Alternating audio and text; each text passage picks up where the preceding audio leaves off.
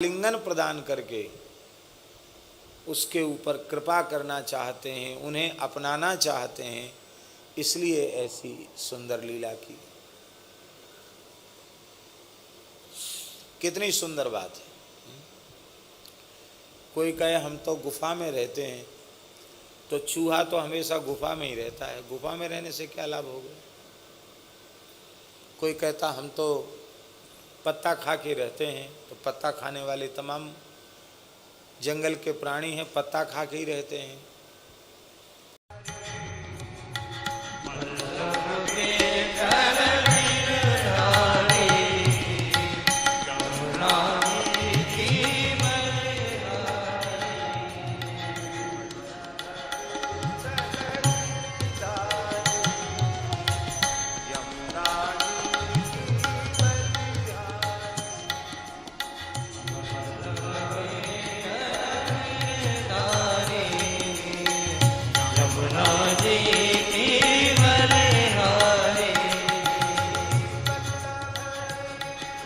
शरणागत वत्सल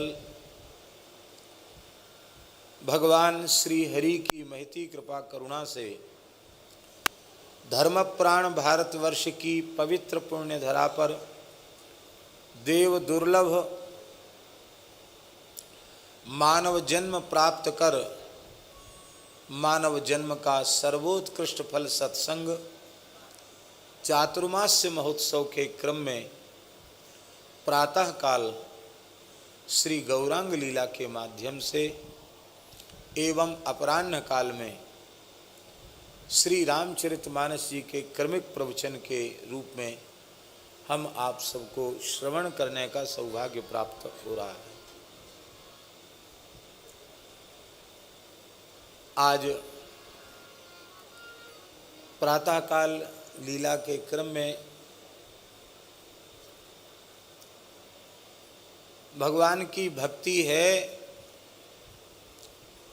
तो आप जो कुछ भी कठोर साधन करते हैं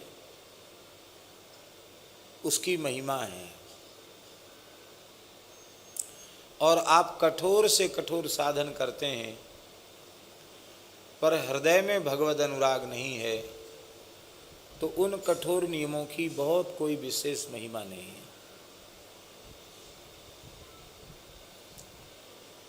साधन बहुत अच्छा है पर साधनाभिमान अच्छा नहीं है। साधनाभिमान न तो ज्ञान को उत्पन्न होने देता है न ही प्रेम को उत्पन्न होने देता है। ब्रह्मचारी भगवत कृपा से साधन की दृष्टि से सर्वांगीण रूप से सुसज्जित था। केवल उसमें एक बात थी कि मैं बहुत कठोर साधक हूँ, उसको साधना भी मान था। उसे यदि वह विलक्षण संस्कार से युक्त न होता तो महाप्रभु के कीर्तन में इस प्रकार से प्रवेश करने की इच्छा ही उसके उत्पन्न क्यों होती। और फिर जो महाप्रभु सिंह व्याघ्र सर्प आदि जो भोग योनि में पड़े हुए जीव हैं उन्हें अत्यंत उन्मुक्त भाव से प्रेम दान कर रहे हैं, उनको हरिनाम दान कर रहे हैं। जगाई मधाई जैसे पातकियों पर उनकी कृपा करुणा की वर्षा हो रही है, वह एक पवित्र ब्राह्मण ब्रह्मचारी पर कृपा क्यों नहीं करेंगे। पर वो महाप्रभु जी की कठोरता नहीं, कठोरता का नाटक है, अभिनय। और वह केवल इसलिए कि वे उस ब्रह्मचारी की साधन के अभिमान की वृत्ति को सर्वथा समाप्त करके अपना सर्वस्वभूत आलिंगन प्रदान करके उसके ऊपर कृपा करना चाहते हैं, उन्हें अपनाना चाहते हैं, इसलिए ऐसी सुंदर लीला की। कितनी सुंदर बात है। कोई कहे हम तो गुफा में रहते हैं, तो चूहा तो हमेशा गुफा में ही रहता है, गुफा में रहने से क्या लाभ हो गया। कोई कहता हम तो पत्ता खा के रहते हैं, तो पत्ता खाने वाले तमाम जंगल के प्राणी हैं, पत्ता खा के ही रहते हैं। हम तो केवल दूर्वा खा के रहते, घास खा के रहते हैं, ऐसे भी प्राणी हैं जो घास ही खाते हैं। हम हवा पी के रहते, सांप तो हवा पी के रह जाता है, इससे क्या बात हो गई। हम तो जंगल में ही घूमते रहते हैं, तो जंगल में तो शेर भी घूमता रहता है।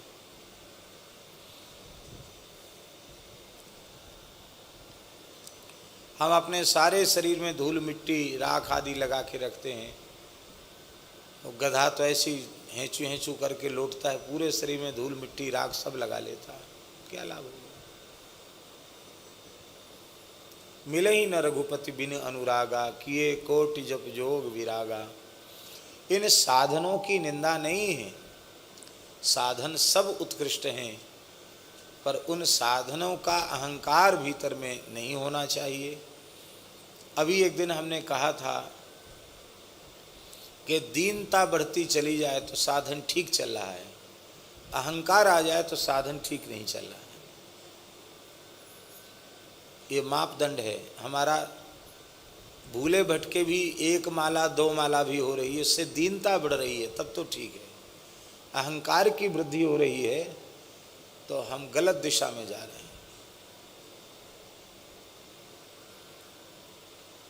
फिर अनन्यास चिंत्यन्तो माम ये जना पर्युपास्ते तेषाम नित्याभियुक्तानाम योगक्षेमम भाम्यहम्। भगवान योग क्षेम बहन की प्रतिज्ञा करते हैं श्री श्रीवास पंडित जी पर। कैसी कृपा महाप्रभु जी ने की।